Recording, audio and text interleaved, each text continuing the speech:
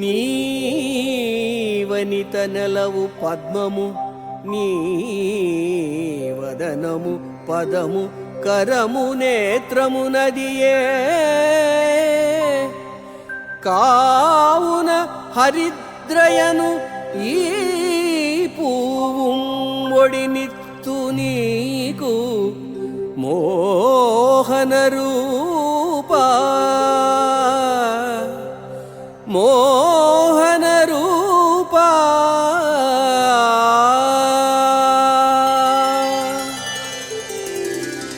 తనివి తీరని అందంతో తనరారే స్వామి వెంకటేశ్వర. నీ భార్య లక్ష్మీదేవి పద్మాలయ, పద్మమే నివాస స్థానంగా ఉన్నది. నీవు కమల ఆననుడవు, కమలం వంటి ముఖం కలవాడివి.